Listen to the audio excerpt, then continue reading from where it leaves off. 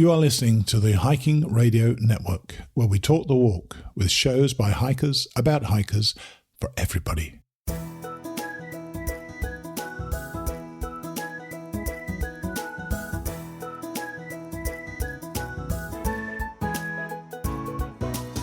Mighty Blue on the Appalachian Trail, the ultimate midlife crisis. Join Steve and his guests every week as he staggers from Georgia to Maine.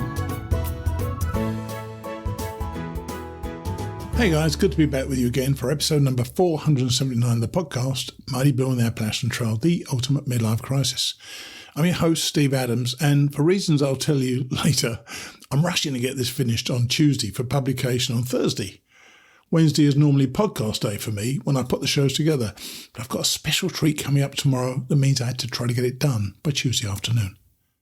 This week, our main guest is Melanie Wood, who chose last year to do a SOBO thru-hike, which means that she ran into the reality of Helene when she was still about 600 or 700 miles from the end. What she did and what that meant for a hike, she'll tell you shortly. Then we catch up again with both Beth, with Andrew, and Dave, as they have both faced a bit of weather on the East Coast these past few days. I do have a bit of an update about my leg, which was injured in that car accident over a month ago now. I'd had a build-up of fluid that almost felt like I had a colostomy bag attached to the back of my thigh. Eventually, somebody suggested I should get this drained, so I drove about an hour and a half last Friday to do just that. It sounds pretty grisly, I know, but I didn't actually feel a thing as they drained 9 bloody tubes of fluid and blood from my leg. I hoped this would conclude that part of the story because my neck and back are still shaken up, but by the following morning the colostomy bag was back. So I've ordered some compression shorts to wear all the time to see if this stuff will go away. I was warned by my doctor that if the draining didn't work, then some sort of surgery would be necessary. So I called him on Monday and asked him if we could talk about my upcoming Camino trip. I'm already scheduled for a follow-up visit 1 week before I fly to England, so I asked if it would be okay to get it drained once more on that visit.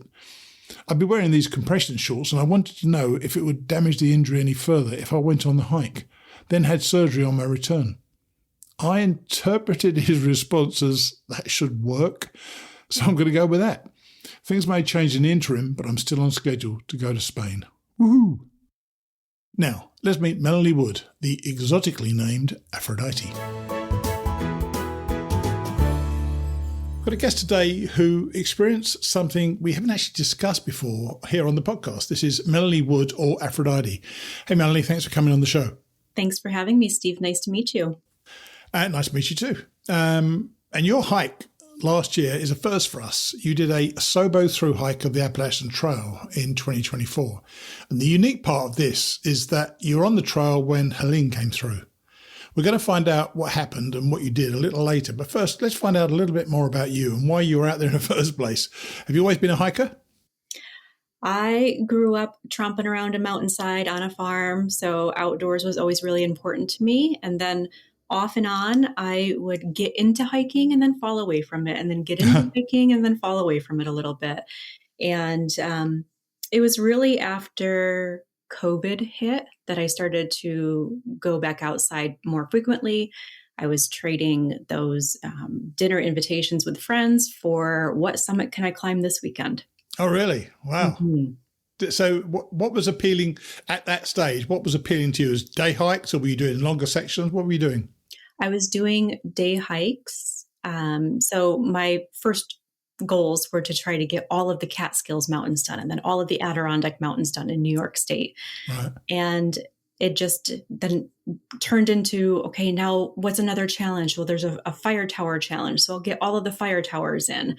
And it just escalated into what I would call an obsession. Yeah, well, I was about to say, it sounds a bit like it. Are you the sort of person who takes on that sort of challenge and then make sure you do all of them? I would say that does apply to me in just about every area of my life, yes. Well, there you go. Yeah. Well, there you go.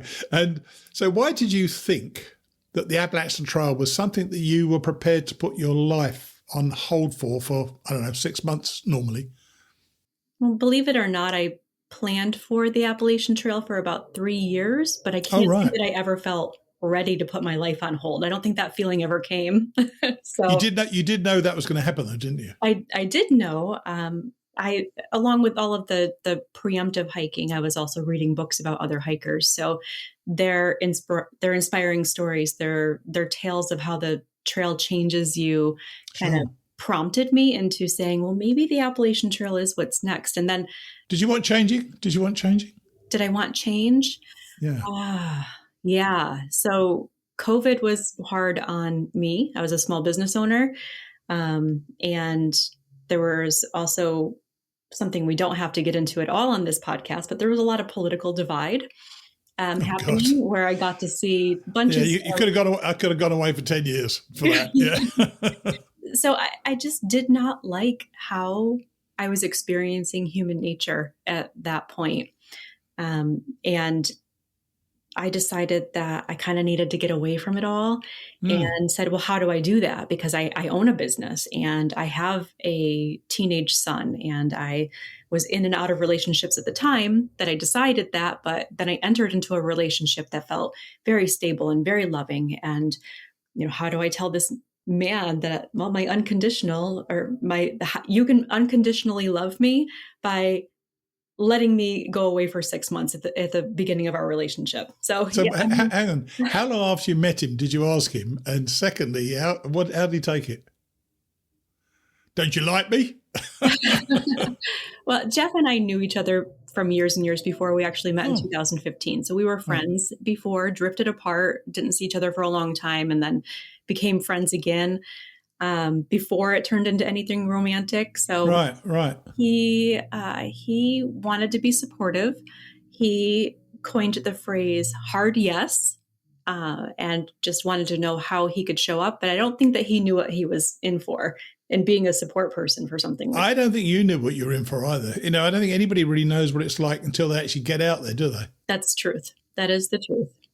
And I know you talked about doing all your summits, which I know is a wonderful thing to do for people who like climbing summits. God knows why, but yeah. And you read books and you started stalking Heather Anderson, I understand, and going to some of her talks. Let's not call it stalking. I saw some of her super fans. I was not acting like her super fans. Right. Okay. But I did. I read her books and I went to one of her book signings so that I could get her autograph, and then hiked the Appalachian Trail and, sent her a message here and there saying things like, nice. How did you do this so fast? I can barely get through, and lots of respect. And Heather and I just went to a trip to Costa Rica. I was in a group that she organized. How interesting. What was that like? Tell us about that. It was beautiful. It was an adventure. We did all kinds of things like ziplining and rappelling down waterfalls and hiking volcanoes. And we were a group of adventurers having fun together. Right. Now, you've mentioned that you own your own business and you're in your early 40s. Mm-hmm. How are you able to extricate yourself from a business? Because I know what it's like, when you've got your own business or when you're in a reasonably high power position in whatever form that takes, that it isn't easy to step back from that. How did you organize that? It helps that the business is it's health and wellness industry. So you hope that those that are working for you have an open heart, and it's a healing industry, so that they have love and compassion at the forefront of their minds. Interesting concept. Yeah. Yes. And so I'm one of those that took advantage of COVID when it came to business. I went from a 1-person operation to a 7-person operation. Wow. By utilizing the grants, the Small Business Administration grants that were out there for businesses. Right. And when I was growing, I took it upon myself to really pick people to work under the umbrella of my business that were growth oriented. They had, personal missions and intentions to keep evolving in the business, and basically set up a way to create a team of people, of individuals who not just came to work, but had purpose. They had vision, and they wanted that business to be theirs as much as it was mine. So over 3 years, we groomed each other so that I was no longer the face of the business, and the collective group was the face of the business. And that allowed me to hand off some of my clients and for me to step away. And they they took over, and Jeff, my partner, took over as well on the back end of things to make sure that it stayed afloat and was sustainable while I was gone. Wow, that is so clever. So that was intentional because you wanted to do this trip. Yes. Very, very cool. So, and people on my show know I hate this thought going SOBO. Why on earth did you choose to go SOBO? I mean, people do it for different reasons. Why did you choose to go SOBO? Is there any other way? Yes, there absolutely is. In fact, there's only one other way. I'm just teasing. Well, there's multiple ways. There's flip. No, there's not. No, for me, it was the only way. And I get that. I got teased on the trail as well from the northbounders who also thought that that was the only way. But for me, challenge, stubbornness is probably one of the two of my middle names. And I liked the idea of getting the hard states out of the way first and to earn my trail legs that way. That New England was very familiar to me. Jeff and I had hiked in New England and done a 10-day stretch of hitting the highest mountains in New England states together. And you'd already done Katahdin then, as you were with Jeff? Yeah, I did Knife Edge the previous year. Yeah. How was that? I haven't done that myself. I don't think I've got the nerve to do that, but certainly now anyway. What was it like? To this day, it's still the scariest thing I've ever done. Yeah. And my son turned 19 in May. So I wanted to have him have a full year of, well, we'll call it being an adult, but it's not true. Having adulthood under his belt before I took off. So I liked that Katahdin opened in June, and that's when I could start. Perfect. So what sort of prep did you put in to get ready for it physically and gear? I mean, how did you work your gear out? Was that advice from people like Heather, or did you look around YouTube? How do you work out your gear? I'm actually not a YouTube person. I didn't do a lot of hunting and watching videos on YouTube. It was books and it was making myself a guinea pig, really. Right. I tried several different packs. I tried several different shoes. I tried all kinds of things like what trekking poles am I going to use? What headlamp am I going to use? What bear bag? Am I going to carry a bear bag? Am I going to carry a bear canister? All of those things. It was just putting them in my pack, putting the pack against my body, and then hiking. So my physical training ended up being taking a marathon training schedule, a running schedule, and doing that over and over and over again. Every single day, 5, 6, 7 days a week, I was hiking. Wow. The miles kept adding up and the elevation kept adding up. So I wasn't doing road racing or running. I was using that mileage to hike and was getting into some of the longer trails. And then I live in Pennsylvania, so oh god, yeah. So I was definitely hiking some of those places that people hate. Yeah, of course, yeah. So yeah, that's how I like. You see, I got to put this myth to rest. I loved Pennsylvania because it's part of the Appalachian Trail. Mm-hmm. It is some of the toughest stuff to do, but there's nothing bad about that. But it's the only real tough stuff to do, I think, until you actually get to the New England states. So, it's a great test. And that hike up out of Lehigh Gap, out from Palmerton, that's fantastic. It was so exciting. And I know a lot of people don't like that either. I absolutely loved that. So you set out in early June. I think it was June the 2nd or 3rd, something like that? 2nd, yeah. We took off up to Maine, not knowing if the mountain was even going to open. Right. We started driving. So when you set out, you knew it would be open soon or eventually, and Jeff was with you at the time, I understand. Yeah, exactly. You got your fingers crossed. Yeah, people can't see this, by the way. Yeah, fingers crossed. So when it did open, do they announce it, or you just turn up and can we go up the mountain today? Baxter State Park has a Facebook announcement that generally happens. Also their website. Also they have a phone system. I'm sure that they were getting 9 billion phone calls that time. So they have an automated message, and hiker gossip spreads really quickly. So I had fellow potential southbound friends that I had met on the internet who were messaging me saying, did you hear? Did you hear? Did you hear? Right. So were you holed up in Millinocket waiting for it to open, or were you just still traveling around? We took our time. We ended up around mid-Maine somewhere and had a nice hotel stay and meal, and then made our way up to Millinocket. And So what was the weather like that first day then, once they opened it? It was hot. It was Oh, hot. was it? Lovely. So you had a clear blue skies, yeah? I did. So there were folks that said that there were still some snow spines up there, and that's why they were waiting. But that day, June 2nd, it was hot. It was, I think, around 80 degrees. Wow. And I was sweating. So I was like, where is this snow? I could roll around in it right now. I was looking for it. And Jeff came with you up Katahdin to the sign. He did. On your approach trail, I've got to keep reminding you of that. It's just your approach trail, so it doesn't really count. Right. We decided to go up hunt and back down hunt because southbound would be down hunt trail. Yeah, that's right. So we went up and down. We did an out and back. And most remarkably to me, you didn't stand on the sign. What was that all about? Well, I felt like this was the beginning of my journey, and I feel like a lot of people, when they get to the sign, they stand on it because it's the completion of their journey and it's their victory stance.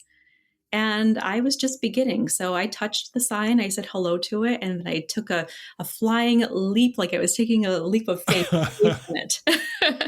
I can't imagine going up there and not getting on it. It's good for you for doing that. And I understand why, in many ways, why you would do it. And Jeff was with you. When did he head home? Did he hike with you through the 100-mile wilderness, or did he go home after Katahdin? So we outfitted an old Suburban, and we nicknamed it the Shaggin' Wagon. And he Pardon? What? Does that mean the same over here as it does in England? Yes, it was. It's the nickname. It's the nickname. He put a mattress in the back of it and made it kind of an RV. Right, it's so funny. So listeners can't see me now, but I blushed because that was totally unexpected, I tell you. But you carry on. Yeah, you carry on. Talk about the Shaggin' Wagon. I'm glad to make you smile today. Yeah, that's so funny. So he didn't want the trip to be wasted, right? Like Sure. He wasn't just there to drop me Clearly off. not.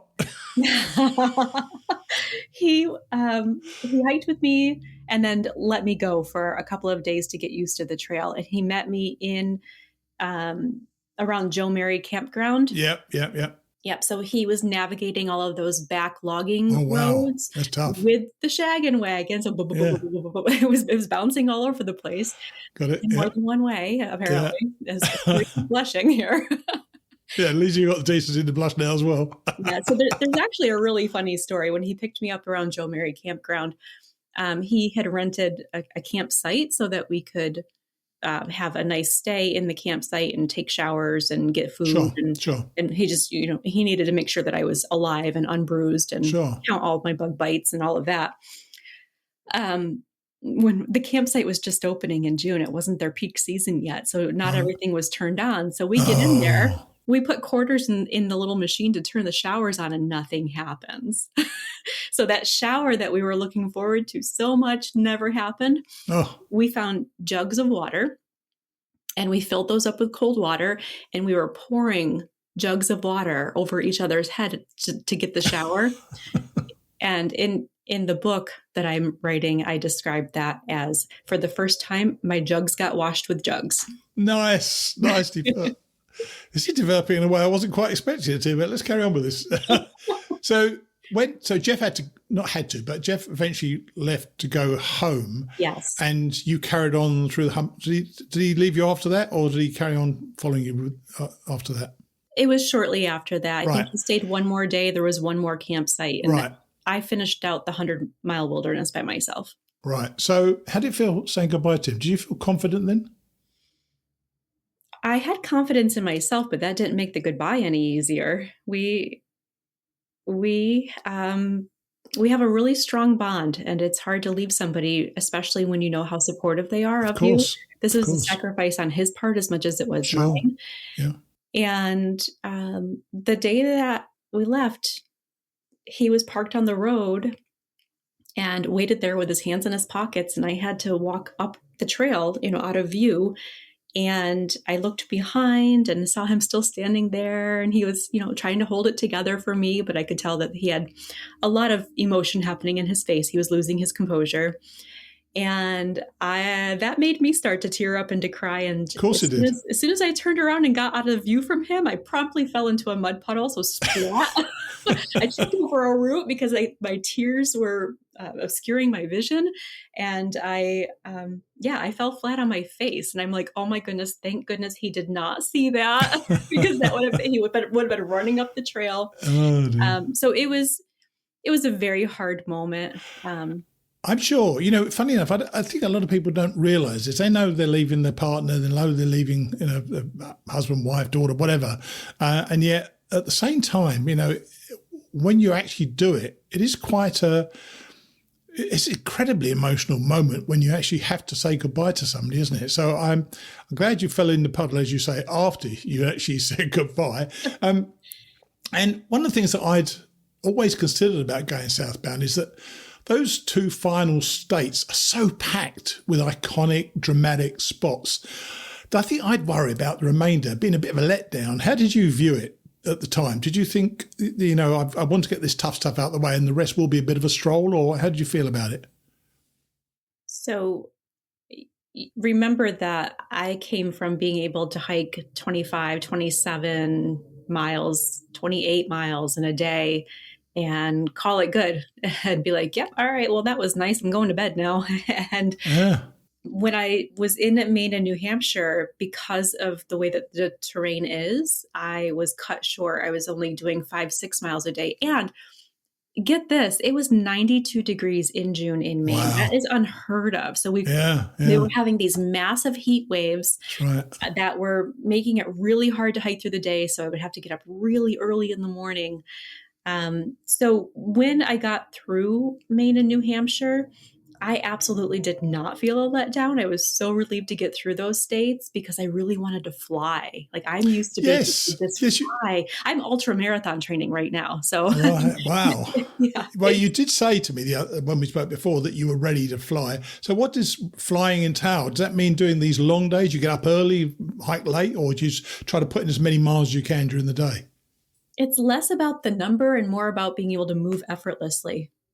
So yeah, I mean, 20 plus mile days they're made possible because it's effortless and it's joyful. And you're more like prancing and strutting down the trail than you are like huffing and heaving and trying to climb boulders. The second example there was me, by the way, the huffing and puffing. The prancing and floating down the trail was never me.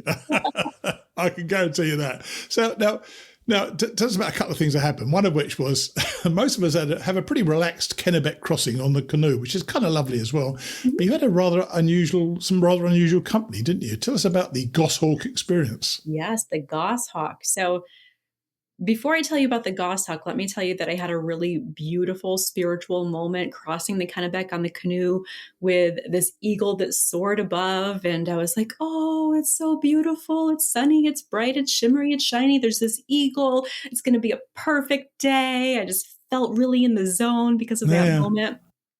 And then you get off of that canoe and you start hiking and you encounter this vicious assassin with talons.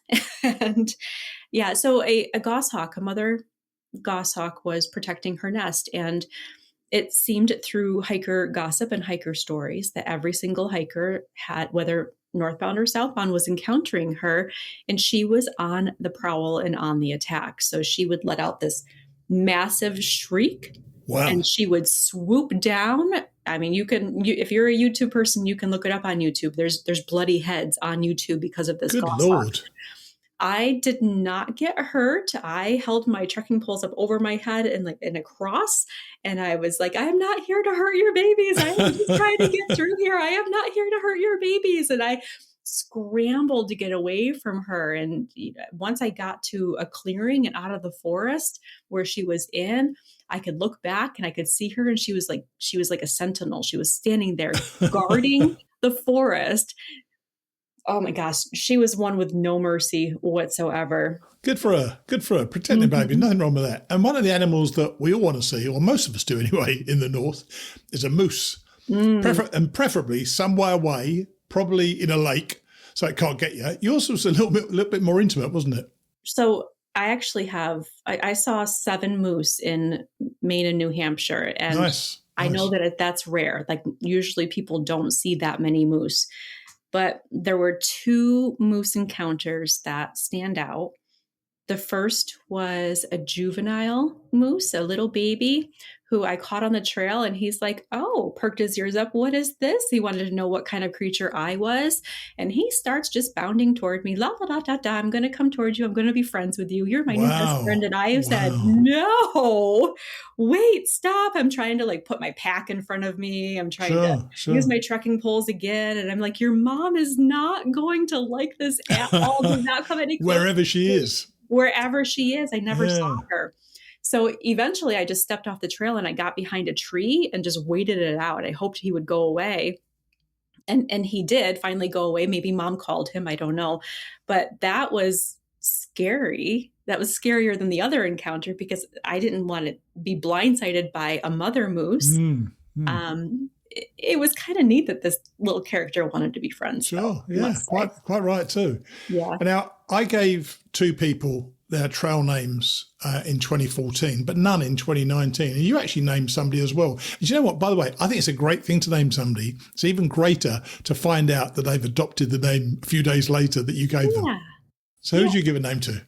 So I've quite a few people actually. I named Spider-Man and Off-Grid and the photographer. And wow. My favorite was Arrow. Maybe are you referring to 9-year-old little Arrow? A 9-year-old boy, apparently, yeah. Mm-hmm. Yep. So Arrow he didn't have the name at the time, but he was day hiking with his dad. I think that they were spending a couple of nights in Virginia, Northern Virginia. And he came up behind me and saw my giant pack and he said, are you a thru-hiker? And I said, I am. And his dad kind of just lingered behind and waited for this boy to get all of his energy and his questions out. He was just smirking behind because I think this is probably a common occurrence. But this kid had question after question after question and wanted to know if I knew all of the stats for all of the fastest known time hikers that were out there. And you could tell that he was doing his homework. He was doing his research. Like hiking was life for him. And finally I stopped him and I'm like, you have all of this interest. You have all of this beautiful energy for hiking. Do you have a trail name yet? And he said, no. So I thought about it for a moment and I said, can I give you a trail name? And he said, yeah. And he really lit up. He was glowing. And I said, well, you already know what you want to do with your life. And all you have to do is fly true. So I'm going to name you Arrow. And he loved it. And his dad. I bet it's a good name. Good name. So little Arrow, I joke around the same day I saw an advertisement for a t-shirt and it said, I like mountains and maybe 3 people. And I think Arrow is one of those 3 people. Nice. And why are you Aphrodite, by the way? I am Aphrodite. Oh, my trail name. Yeah, that's important too, right? Yeah.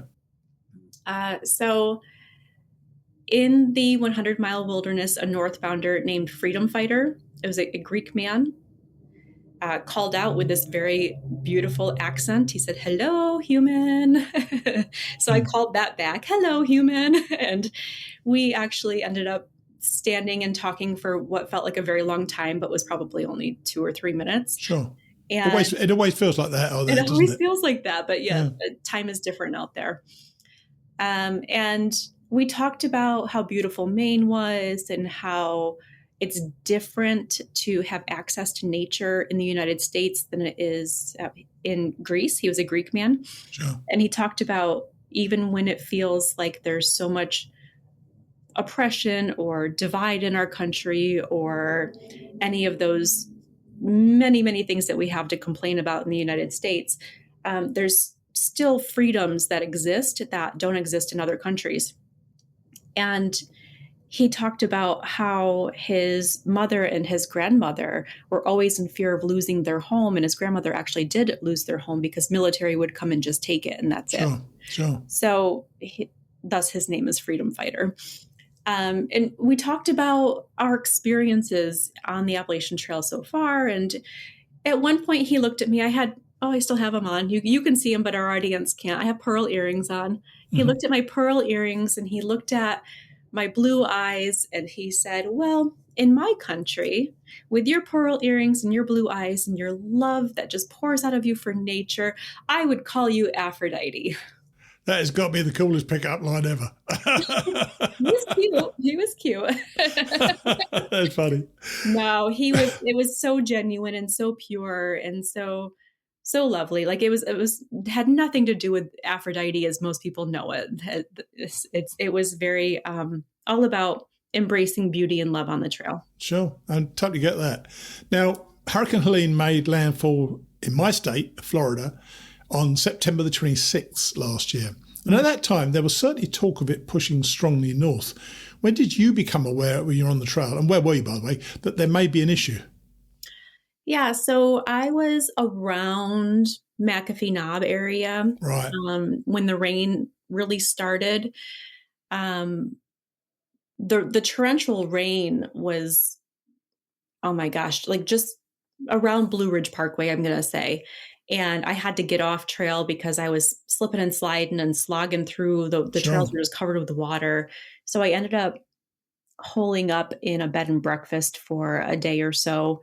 And then I got back on the trail and it was the same thing. Like I even missed the iconic picture at McAfee Knob because I didn't dare take my phone out because I didn't want to get wet. Yeah. And Jeff was on his way and we had planned to meet up around Blackwell, Virginia. And the day that Hurricane Helene actually hit in that area, thankfully I was in a hotel because it was prearranged. It was serendipitous that was the day I was getting picked up, and that was the day that the hurricane hit. So I wasn't on the trail when the worst of the storm hit. But you were aware it was coming, I presume. Did you start to think this is, because you must have heard about problems down south before it even hit you, didn't you? I did. I was in denial because I'm like, I can handle a little bit of rain and wind. Of course, you get a little cocky when you're on the Appalachian Trail going 25 miles a day every day. I can handle anything. So I did, but my mindset's often like, don't make a problem until it is a problem. So I was handling the rain. But it was a problem though, and it looked like it wasn't. And so what was that moment like when you realize I'm done? I can't carry on with this anymore. Well, I was still in denial for a couple of days. I'll be honest. My mindset, because I was in such a go, finish the trail. I was the machine at that point. I was the person that was like, I'm going to finish in a month. I can see it. I'm out here every day. It's mind over matter. There wasn't any stopping. So it took me a minute to calm down out of that mindset of go, and really take a look at my surroundings. I hiked for 2 days after Helene. Yeah, you said, yeah. And I was, vaulting over downed trees. There was landslides. There was. I've never vaulted in my life, by the way. Certainly not on a trail. Yeah.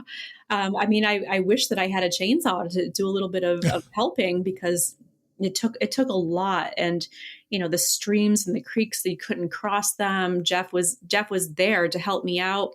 Yeah. And, we had to reroute and say, nope, back up another 7 miles because there's no way you're going to cross that. Wow. He drove ahead. So we had to find different ways to get off the trail that weren't trailheads. And then the ATC put a notice out that just said, please stay off the trail. If you're hiking, if you're off the trail, stay off the trail. If you don't get on the trail. Sure. I was about a 15-minute drive from Damascus, which was completely wiped out. Yes. And, started to look at the devastation. And I, in a hotel room, I just looked at Jeff and I said, I don't think that I can continue. So, you could imagine the disappointment that I felt. I can. Yeah. And the heartbreak. So I'm like, but I'm not ready to say goodbye. I can't say goodbye. I can't let this hotel room be it. That's what I was thinking, by the way, because those of us who've done this, you come towards the end, you start thinking about the end, you start thinking it's going to be like this, it's going to be like that. You had none of that. It's just suddenly you were stopped. That was it. Yeah. So I created a moment so that I could take the time to say goodbye while I was on the trail. We backtracked so that I could hike back up to McAfee Knob and get that iconic picture. So I sat on that rock for a moment and just, had what you call a moment of silence and just Sure. thanked the trail and said, I guess when the trail whispers that it's enough, it's enough. Like it's out of my control. Mother Nature Sure. was the one that was calling all the shots there. So I backtracked to McAfee Knob and got my iconic picture and let that be my goodbye. Now, I know you're going to go back to the trail in 26 with Yeah, Georgia and head north, which I presume means you're going to finish on McAfee Knob again. Yeah. That's a recent decision. The good thing is, though, that you still got the thru-hiker certificate because you did all of the trail that was available. So you're a thru-hiker. How do you feel about that? Do you feel it's still necessary to go back, though? That was a great debate. Especially since I watched some of my other friends continue on, they skipped the devastation parts and hiked more of what they could. But when I applied for the thru-hiker certification, I asked myself, was that all that I could do for this year? Was that all the trail that was available to me for the year? Because I set aside the amount of time that I could. There was a lot of unknowns. There still are a lot of unknowns about reroutes and what's going to happen with volunteering with the trail. And I just didn't know. And I didn't want to be taking resources from people in North Carolina, Tennessee, those areas that had the most destruction. Sure. The resources were not mine. They're still living in tents to this day in some places there. Mm. So I said, even if there was trail that was available for me to hike, the resources were not. I wasn't going to be calling for a shuttle. I wasn't going to be buying things from their grocery stores. So yes, I feel strongly that for that year, I thru-hiked what was available to me. I do and always have had intentions of going back to finish the miles. So the last 700 is for you, really, just to get that. Just for me. Mm-hmm. Put a little dot at the end of it. Now, you've been writing about your experiences. You mentioned that, and you've got a book coming out, I think, at the end of March. Had you always intended to write something? Did you start with that intention of producing a book at the end of it? Girl can dream. You can hope. I documented the journey through daily Facebook posts and started to gather a little bit of a following there, which I'm grateful for because that support was what kept me going sometimes. Like, of course. People messaging me like, you haven't posted in 3 days. Are you dead? So like, no, I'm just being lazy about the posting and don't have cell phone service. Sure. So it became more and more of a real thing to put a book out there, knowing that there's already support out there. And it's an experience. I think it's a lesson that even though the thru-hike didn't happen as it's generally defined, walking Maine to Georgia or Georgia to Maine, sure. It's being able to still follow through with a dream, no matter how the ending looks, and being able to say yes now versus later. Like, oh, I'm going to wait until I retire. I'm going to wait until I'll be happier when Absolutely. I will do this when, and that never happening. So that's my ultimate goal with the book is not really to say, look what I did. It's more about inspiring people to get up off their couches and hike if they want to hike, to open a business and let that business grow the way it's supposed to and evolve the way it's supposed to, rather than never doing it or never even starting that side hustle. Or it's about doing it, becoming just more. Do it. Yeah, it's like the Nike thing. But I've got to tell you, yours is one of the more unusual titles for a book. But I know there's a story behind that as well. First of all, tell us why it first, and then tell us the title. Tell why. Okay, so. I was hiking along one day, and when you're in a good mood and you're going strong and you've had some fiber, nature calls. as it does, yeah. Nature calls. So I pulled off the trail and went out to practice leave no trace and dig my cat hole, and I got my cat hole dug and I got settled in to do my business, and suddenly I felt these sharp stings on my calf. And I'm like, what the heck is that? And, could have been worse. Yeah. It takes a second for the brain to catch up there. And the whole time I'm evacuating, the stuff is coming out of my body, AKA I'm pooping. We'll just say that, right? We can just say I'm pooping. Pretty good. In the woods. Yeah.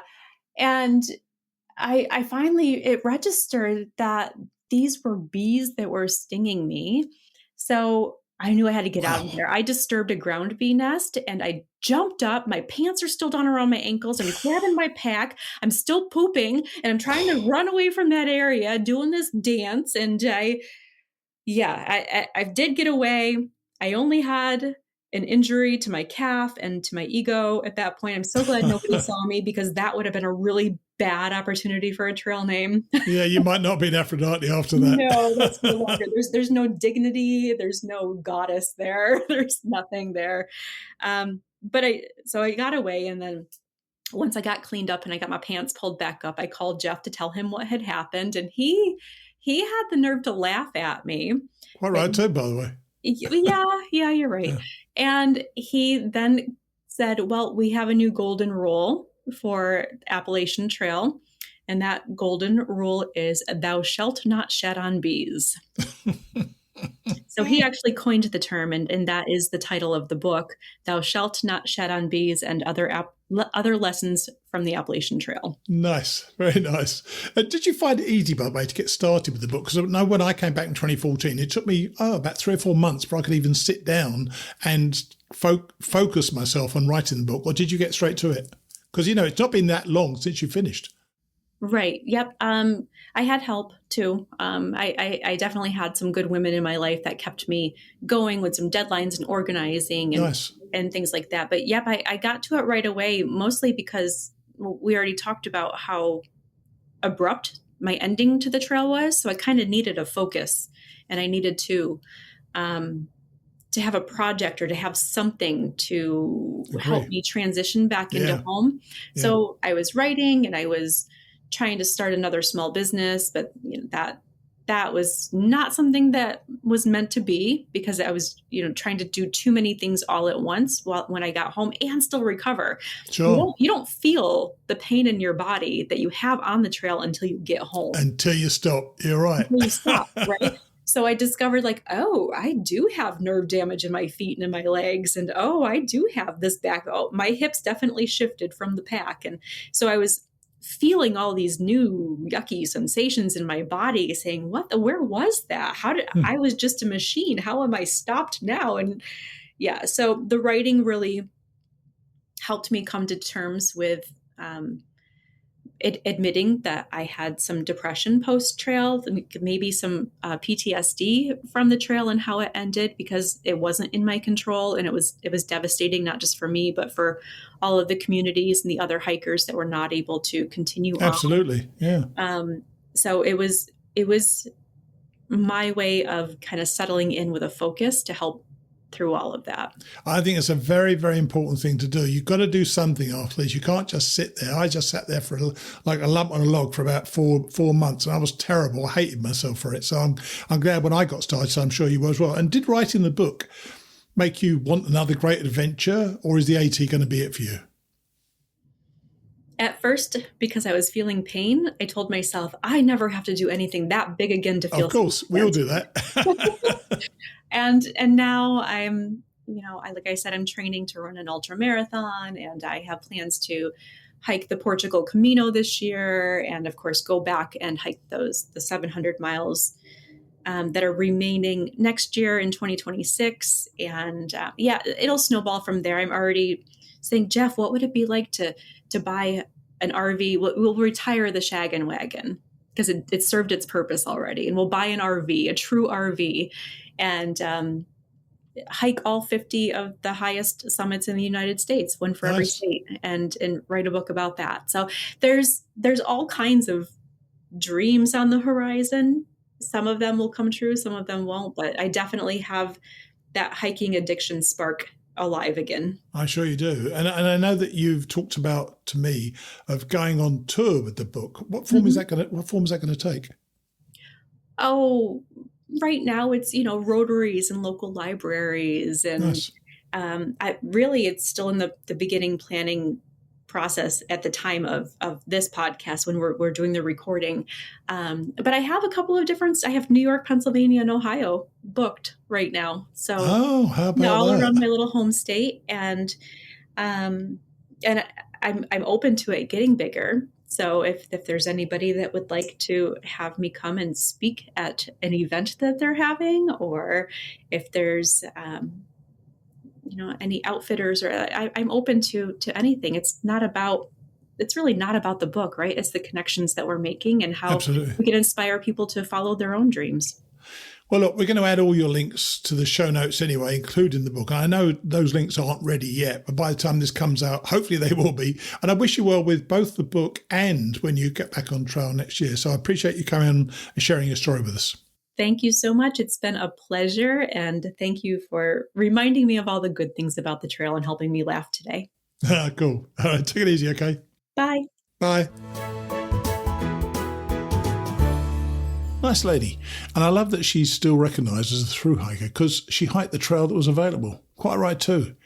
And she didn't have warning that it was about to be over. It just was. That must have been so disappointing for her. I've been watching several of her posts on Facebook, and since we recorded about a month ago, I see that she's added plenty of different stops on her book tour. So check out the contact page on our website, which I'll put in the show notes, and see if she'll be somewhere near you. I'm sure she'll do a great job. Now, let's hear from Dave, who's pushing on, having just gone over the boards just past Roan Mountain. Unfortunately, the weather didn't cooperate as he went up and over the Great Hump Mountain, a big favourite spot of mine. Here's Dave. So I'm back on with Dave. Hey, Dave, how are you? Good afternoon, Steve. Doing fine, thank you. And you're at Station 19E, spending the night, which is that that's the one down the road from Mountain Harbour Hostel, isn't it? You know, I don't know. We're just about a half a mile up where we come off of the AT. It crosses 19E, which must be this main highway. So you've been over Roan Mountain? Oh, yes, we have. Isn't that amazing? It would be if you could see something. We had a bit of weather this last couple of days, that's for sure. Well, we'll come up to date in a minute. We'll go back to when we last spoke. We last spoke to you when you were in Hot Springs taking a zero. That's any correct. Any further reflections on Hot Springs because you stayed another night there? Well, we stayed that night, we stayed the 2 nights, 1-0 day at Elmer's, the Sunny Bank Inn, and that was really classic old building, 1830s, really interesting to see. Not much more. We took off the next morning, went to the diner and had big Southern breakfast, biscuits, gravy, and the whole 9 yards. Perfect, Perfect. Just started moving. We did a quick shot from there to Irwin. I think we did it in 2 days, 2.5 days. Wow. Yeah, it was 2 longish days, and then the last day was like 6 miles. We kind of staged 6 miles out of town. And then drop down. It's a pretty easy drop that last day because you drop down into mostly a descent into Irwin. I remember. I can remember precisely the point at which I got my legs in my 2014 hike when I was outpacing some 17-year-olds going up the hill on the way to before that big drop down into Irwin. And I know, of course, the bridges washed out, but you've had the unique experience for any hiker we've had on in the past, I guess, of actually going across the Nollichucky River on a boat. So what was that like? That was actually pretty cool. They're running I think it's a whitewater rafting company. It's been contracted by the ATC now to ferry the hikers across the river, right about the same point where the bridge was, right where Uncle Johnny's is at the corner. And we stayed at Uncle Johnny's overnight. They've got a brand new building. They moved the outfitter from town into the building. So the building itself is primarily the outfitter with a number of bunk rooms, on the outside. So it's kind of a barn-looking building. We stayed in one of the cabins, but it's fantastic. And they have, great outfitter and brand new buildings. So that was nice. The river crossing was pretty cool. The guy's clearly, knows what he's doing because there's some pretty significant water movement this time of the year.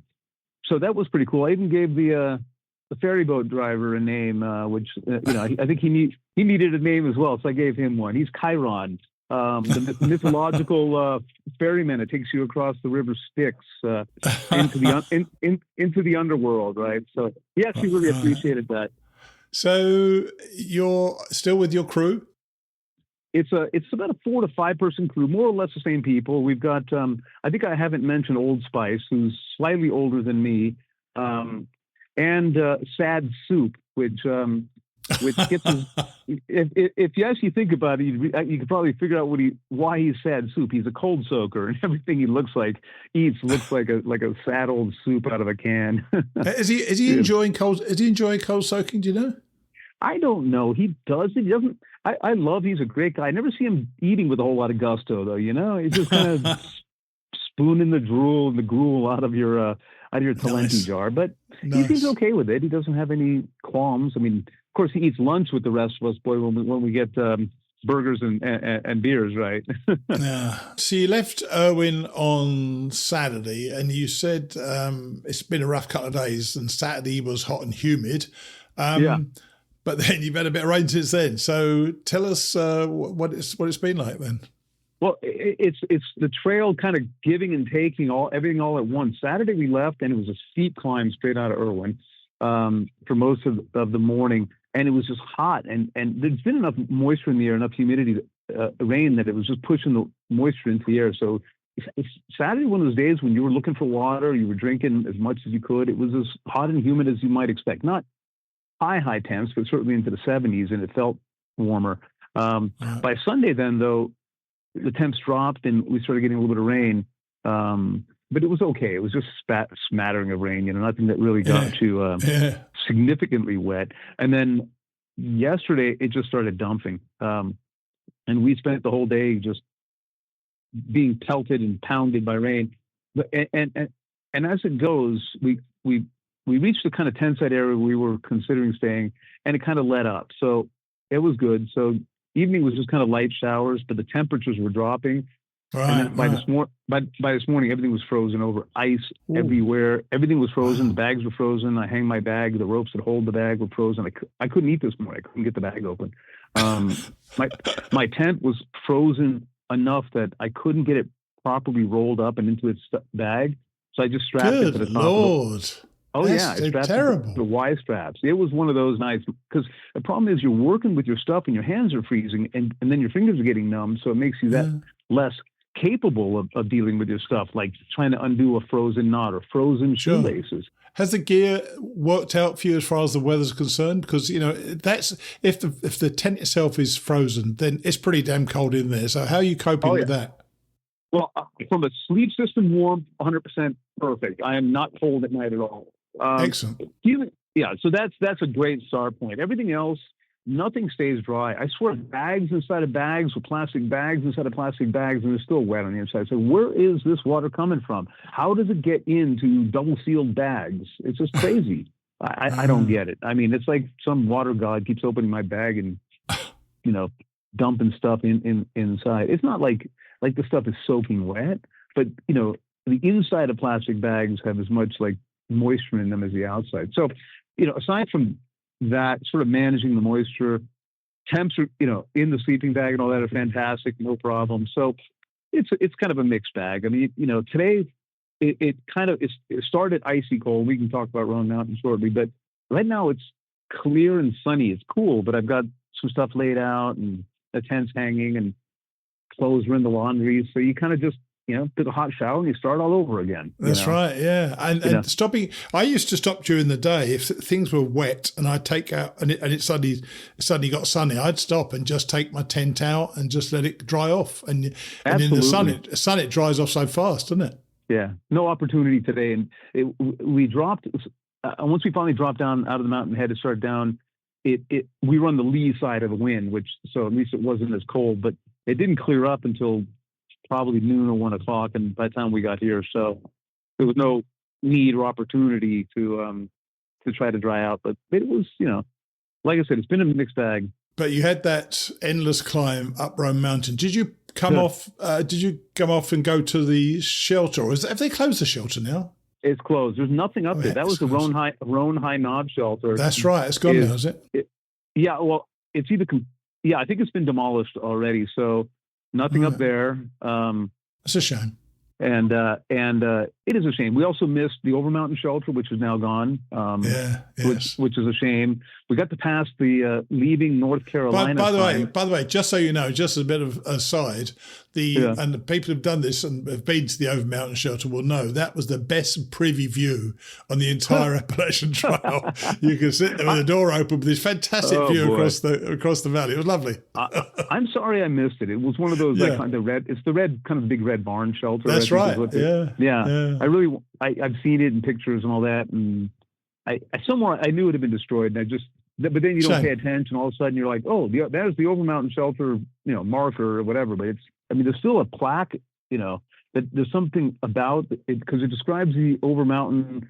It has to do with the Revolutionary War and the soldiers from North Carolina moving eastward, and there's an Over. That's where the Over Mountain comes from. Yeah. And so there's a plaque there. Shame it's gone. It was a great place to visit. And you went up Roan Mountain, then you come down a little bit and you come to Carver's Gap, I think it's called, which is quite high, about 5,200 feet high, something like that. Yeah. And then you go across the Balds. Tell us about that. I think that's one of the classic parts of the trail. I'm sure it would be if you could see something. I mean, yesterday it was just rain, head down rain.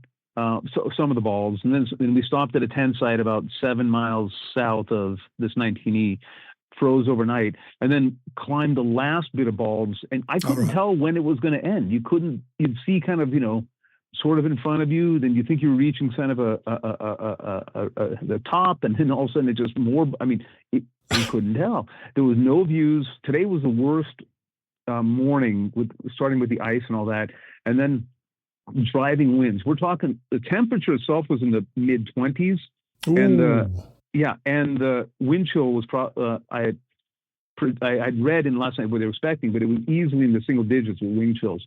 It's coming in sideways across the balls. This is one of the benefits of actually doing the trail twice. I'm not suggesting you start thinking of doing it, but when I went over there, I can't remember which time, it was pretty lousy weather as well. But the other time, I was above the clouds all around, and the sights were fantastic from those boards. So, I don't doubt it. It's a special place. And you say in your note that you're going to reach Damascus on Thursday. That's correct. Yeah, but before that, you're staying at Boots Off? Yes, we're going to stay at Boots Off I'm sorry, we're not reaching, I made a mistake. We're reaching Hampton in a couple of days, which is... I was wondering about that, which is Boots Off, right? Right, so we'll do and that'll be Boots Off on Thursday, arrive there Thursday and stay, and then a zero on Friday. It's like 34 miles from here, so it's two, good days, not... You're putting in some good miles, aren't you? You really are. We are, but you consider, Steve, that I've been on the trail now 35 days, almost. We're going to hit 400 miles. At some point, you got to start moving, right? I mean, I don't mean that in the sense of being in a hurry, but I mean that if you're going to find your legs and you're going to put some miles in, you're not doing your 8s and 10s and 12s anymore. So, And how are you holding up? How are you holding up physically? Pretty good. Physically fine. I got some new shoes on the other day, which made things, a whole lot better, because I've been hiking in Lone Peak 9, the Ultras. I know you're not aware necessarily of the trail runners, but the Lone Peak 9 have a very low kind of cushion stack height, they call it. But I've been wearing the Ultra Olympus previously, and it has like a 7 or 8 millimeter stack height that's taller than the Lone Peak 9, so it's more cushion, right? And so I bought those and I put them on, and between the difference in stack height plus the compression of the cushion in the 9s that I had, which already had 150 miles on it before I left, it was like putting on their bedroom slippers. I mean, it was very nice. So that helped with the physical, because my feet were getting sore underneath. Now I can feel they're already much better underneath. The rocks kind of pushing through the sole. And the physical side of it is something I think most of us adapt to. What about the mental side of it, Dave? I mean, you got your friends out there, you got family at home and so on. So how are you feeling about that? Well, it's all pretty good, and the family at home, I keep in touch every day with my wife as much as possible, sending messages. I call her. I got to call her next. Sure. And it's fine. It's been a minute now, as the youngsters say, 35-ish days since I left. So it's been long enough that you're starting to really detach. I've been on vacation for a month before, But this idea that my home, my bed, my dog, my wife, my family is there, but it's not going to be there, for a while. Yeah. It's starting to become. It's a little weird. I'm okay with it. I'm adapted to it, but you talk about friends and things like that. I mean, having family, friends on the trail helps out. It really, I don't understand people who want to do this in a very solitary fashion or a very, sort of individual way. It's the process is much better done and served in groups. I mean, we're kind of watching out for each other. Days like yesterday and this morning where things are, coming up that last couple of balls this morning with the wind blowing sideways and probably single digit temps. And I'm thinking to myself, I wasn't worried, but I'm going, these are the circumstances where people get in trouble. Right. Yes, this is where right. people get in trouble, where people can, and I'm like, I'm glad that I have people around both that I can be there to support them and they can be there to support me if something goes wrong. Right. Yeah. Nothing nothing did, but it's nice to have that group. And so you mentioned mental, and I literally thought about it as we were hiking along today, saying, yesterday sucked, today kind of sucks, but rather than it being dispiriting, I thought, think of how nice the next nice day is going to be. Think of how enjoyable the next day is going to be hot and sweaty. So rather than kind of dwelling in the momentary misery or whatever it might be, I start relishing the thought of the next version of things. Every time if I have a crappy mountain house dinner, go, that one sucked. I go, maybe tomorrow night's will be better, or tomorrow I'm getting a burger and beer, right? So I try to use that approach to everything. How appreciate both what you've been through, what you've seen, and what you're going to see, and let it carry you through the things that you don't appreciate. So you must be coming up on 400 miles soon, aren't you? Should be tomorrow. It should be. I think we're at 380, 388, something like that. So it should be 400 tomorrow. Think back, and what you've done. It's still a heck of a long way, 400 miles, isn't it? And it probably feels like it as well.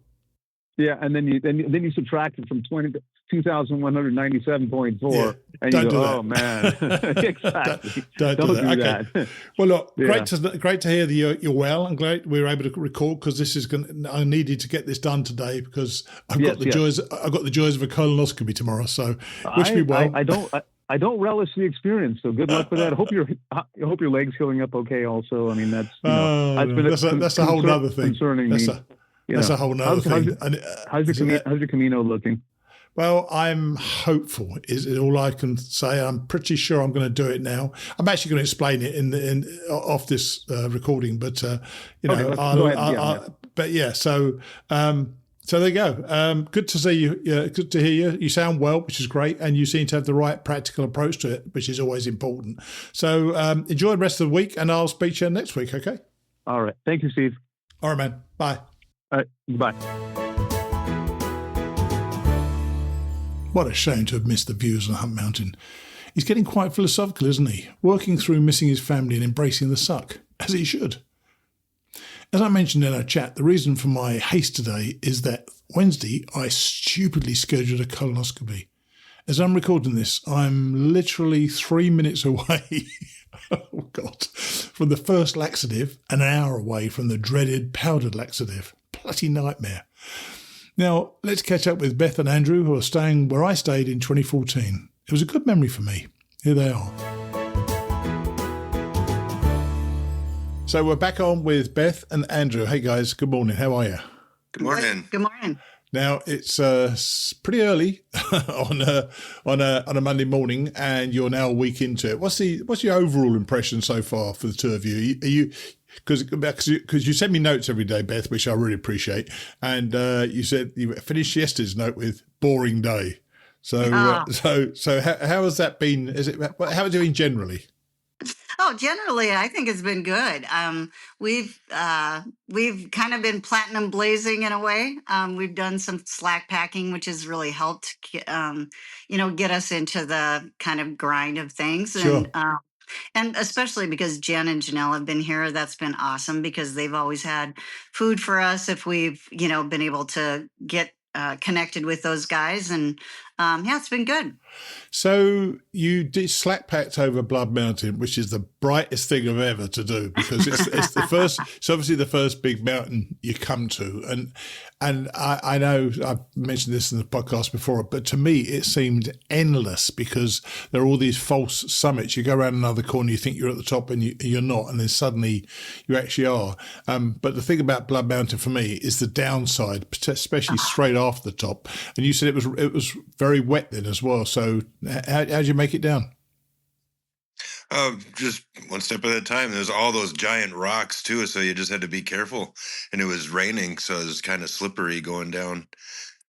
Yeah, I thought it was harder going down than actually up. I mean, almost, just because you had to go so slow. But it's one of those when you get down the bottom, you get to obviously mountain crossings. And by the way, did you see the tree with all the shoes up on the? Yeah, we did. Yeah, and in fact, the last when we did those 2 weeks, one of our people, one of the hikers that went with us, she ended up getting a new pair of shoes and throwing her shoes up there. That's cool. So looking at so the weather doesn't appear to have been great generally. Is it cold as well as wet? I don't think it's been too terribly cold. No. But we're from North Dakota too, so we know what cold is. Yeah, I suppose there's a perspective there that's slightly different to most people. But I mean, actually, when it was like sprinkling, it felt good because you kind of kept cool while you were hiking. Yeah. Yeah. Tonight it's supposed to get down to like 30, I think. So that'll be cold. But have you actually had a 0 yet, by the way? Yeah, well, so yesterday was a complete 0. I mean, we didn't do anything because it was supposed to rain 2.5 inches, which actually I looked it up today and it did. And so pretty much, I mean, most of the hikers weren't going out yesterday because it was supposed to be thunderstorms. And yeah, so it was a boring day. You stayed at the Hiawassee holiday. Was that the Holiday Inn Express? Yes, I stayed there when I went through, and once again, the place was jam packed with hikers because they had this fantastic buffet, and people filling up with that. And talking of which, you've had plenty of trail magic already so far. So talk us through that and what it's like when you come down the hill and suddenly you see it's there. Oh, and we came down to out of Neil when we left Neil Gap, and then came down. Let's see. We had trail magic at, I can't remember what the gap was called, but it was by King Tut and this guy named Tom, and they had everything. Ham and cheese and donuts and coffee and vitamin I guess it's called. And I noticed that you got a knee brace, Andrew. Has it been playing up for you? Well, I got that one to get me through. And then Beth's sister Janelle got me a better one, so I'm going to try that one today and see how it goes. It's just going down the mountains that gives me problems, so we'll see what happens. You know that's half of it, don't you? By the way, yeah, I know that's down mountains. Yeah, because you soon learn on this that what goes up must come down, and also the only reason they go down is because they're going to send you up the other side as well. So yeah, that's right. so that's kind of how that goes. And Georgia in itself, I know you've done it before.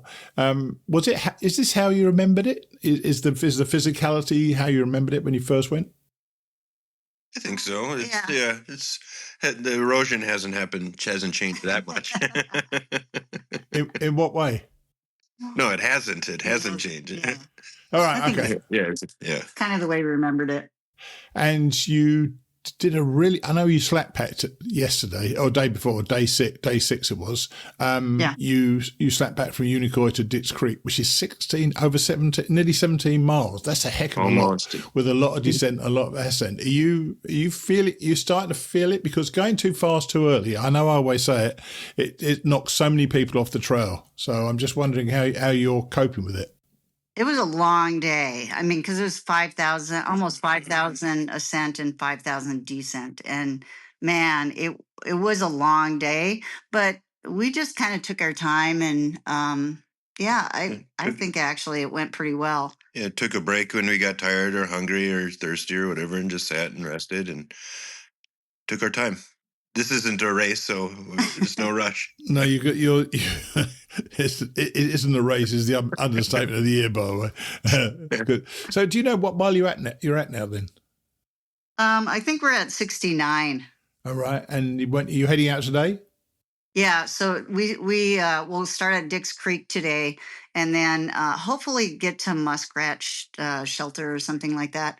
Muskrat Creek Shelter, I think, which is like 11 miles, I think, but it's all ascent. It's like all up there. Wow. Yeah. Take it easy. Yeah. The problem is the other shelter is only 5 miles in or something, so I don't know. It's not the end of the world. It's not the end of the world to start late, get in soon after lunchtime, relax, get yourself in order. But, it's one of those things we all have to plan our hikes. But I can tell you from absolute experience of certainly on this show, the thing that knocks people off more than anything else is going too fast too early. Even though they think they can do it, it takes a toll on you. And when I saw that email or that message from you, Beth, about Andrew getting a knee brace, I thought, wow, that's a bit early to get a knee brace. Had you had problems with your knee before, Andrew?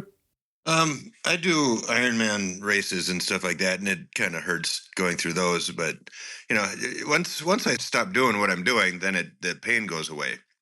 So it's only during the activity. Hang on. So you mean it's only when you're walking?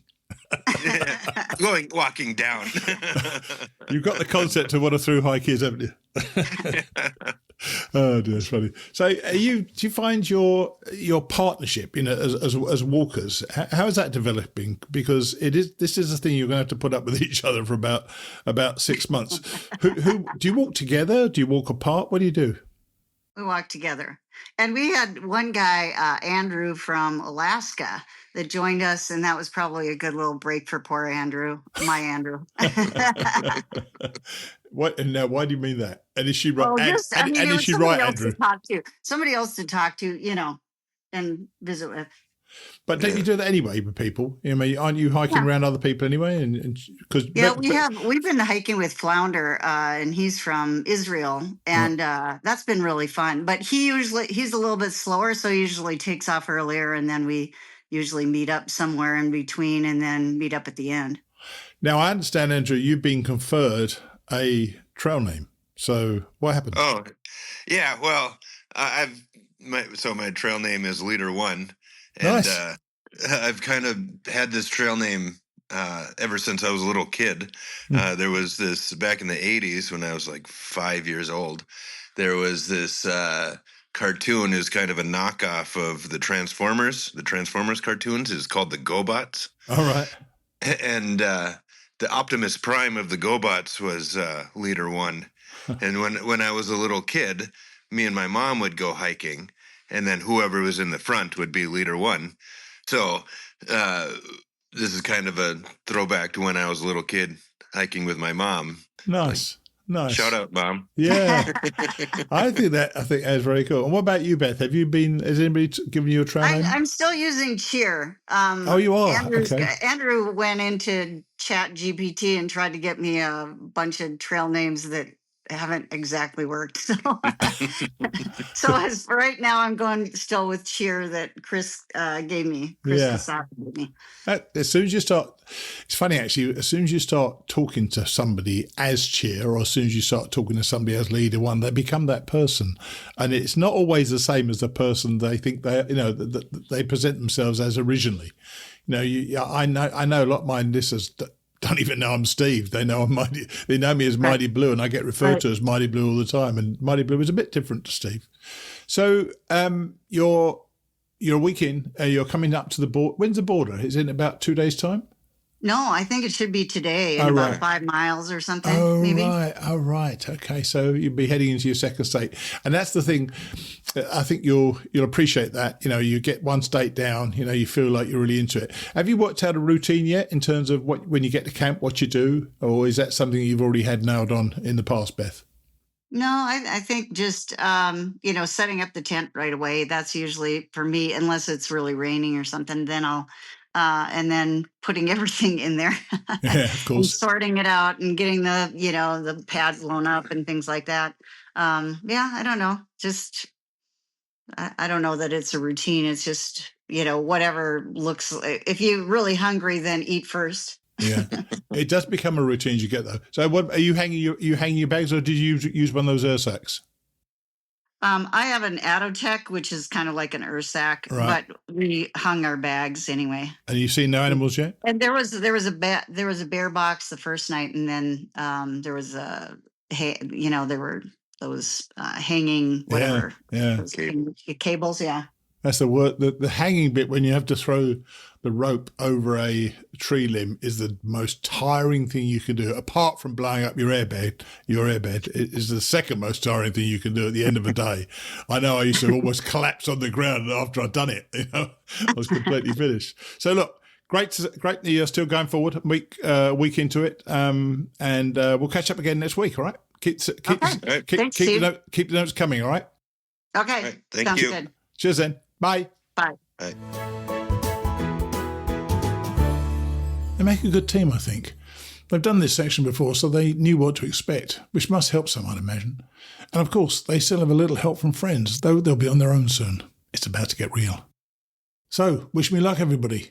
My stomach, in now 2 minutes, is about to turn into a disgusting mess, and I'm not sure if, just like an Appalachian Trail thru hike, you ever really get ready for this. I'll see you next week.